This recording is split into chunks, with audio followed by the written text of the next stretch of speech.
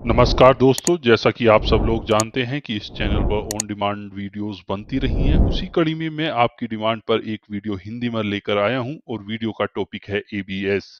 जी हां, anti lock braking system. तो anti lock braking system के टेक्निकल एस्पेक्ट्स में जाने से पहले इसकी हिस्ट्री के बारे में जानते हैं और इसका प्राइमरी फंक्शन क्या होता है।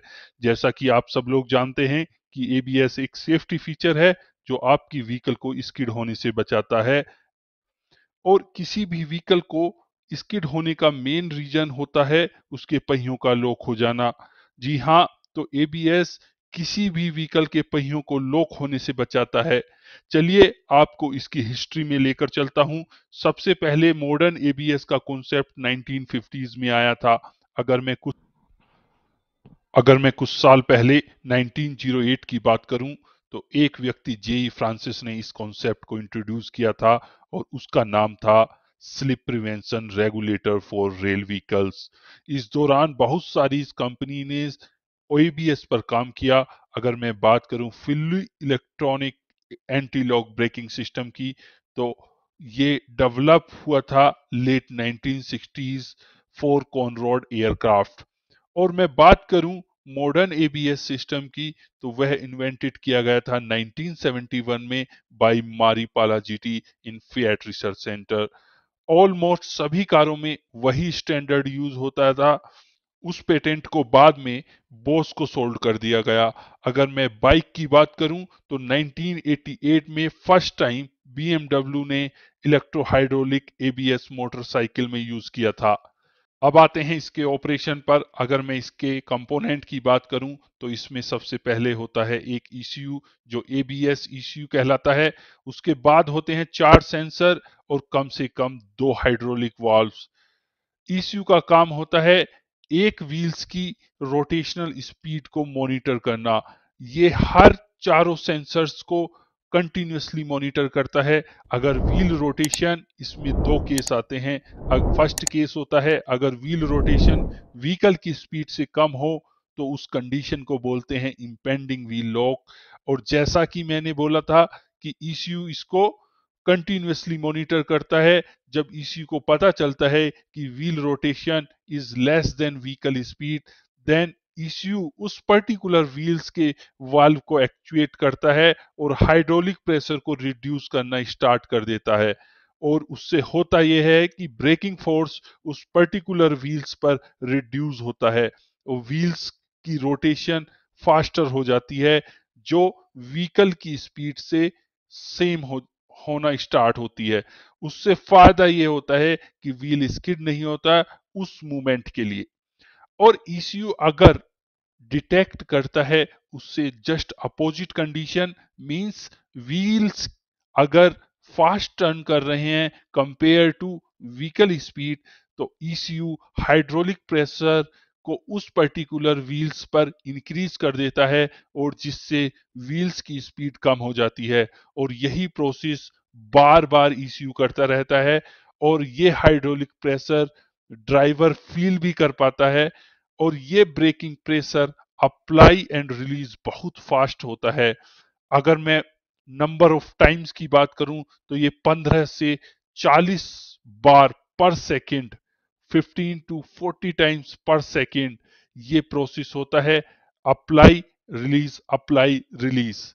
इसी प्रोसेस की वजह से व्हील्स का लॉक होना इम्पॉसिबल हो जाता है इन द एक्सट्रीम कंडीशन और when you are doing the panic breaking.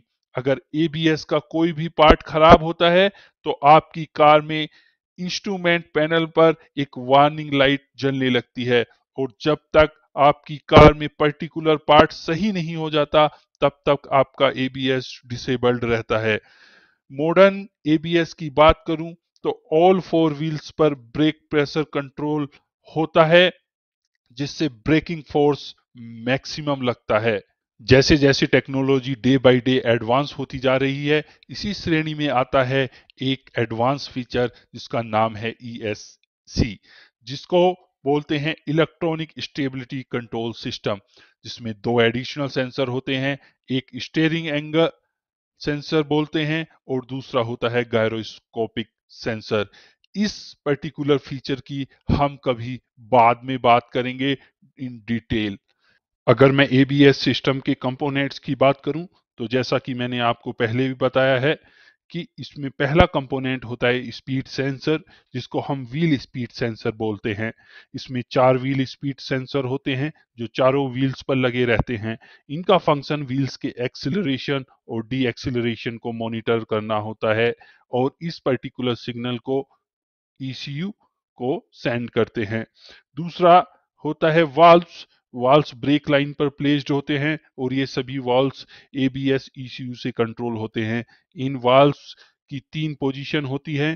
पहली पोजीशन में वाल्व ओपन होता है। इस पोजीशन में प्रेशर मास्टर सिलेंडर से ब्रेक साइड की तरफ पास होता है और दूसरी पोजीशन में वाल्व ब्रेक लाइन को ब्लॉक करता है, जिससे मास्टर सिलेंडर ब्रेक से अलग हो जाता है और तीसरी पोजीशन में वाल्व ब्रेक लाइन से प्रेशर को रिलीज करता है। तीसरा कंपोनेंट होता है पंप। जब वॉल्व्स रिलीज हो जाता है तब हाइड्रोलिक ब्रेक के प्रेशर को रिस्टोर करने के लिए पंप को यूज करते हैं। जब ECU व्हील स्लिप डिटेक्ट करता है तब ECU वाल्व को रिलीज करता है। जब यूजर ब्रेक अप्लाई करता है तब वाल्व एक प्रेशर रिलीज करता है और पंप उस प्रेशर को रिस्टोर करने के लिए यूज होता है। Number 4 that is controller. यह एक इश्यू होता है जो व्हील की स्पीड को लगातार मॉनिटर करता रहता है और इंफॉर्मेशन कलेक्ट करता है। अगर व्हील स्लिप हो रहे होते हैं तो ABS मॉड्यूल को एक्चुएट करता है और जो प्रोसेस हमने पहले डिस्कस किया वो प्रोसेस स्टार्ट करना शुरू कर देता है। इसके डिफरेंट डिफरेंट टाइप होते हैं। इसमें पहला टाइप होता है 4 channel 4 sensor, 3 channel 4 sensor, 3 channel 3 sensor, 2 channel 4 sensor, 1 channel and 1 sensor. जो सबसे बेस्ट ABS होता है वो 4 चैनल 4 सेंसर होता है, जिसमें 4 चैनल होते हैं और 4 सेंसर होते हैं चारों व्हील्स पर। दोस्तों, अगर मैं समराइज करूं इस पूरी वीडियो को तो हमने डिस्कस किया है ABS क्या है, ABS के फंक्शंस क्या है एंड स्लिप रेशियो क्या रोल प्ले करता है। मैंने आपको स्निप में दिखाया था। डिटेल में हम नेक्स्ट वीडियो में बात करेंगे। Component and working of the ABS हमने डिस्कस किया है। अब हमारे पास 3 टॉपिक बचे हैं जो हम नेक्स्ट वीडियो में डिस्कस करेंगे। That is type of ABS and configuration of ABS and wiring diagram of ABS। अगर आपको ये वीडियो अच्छा लगा हो तो please subscribe, like and comment. Thank you for your time.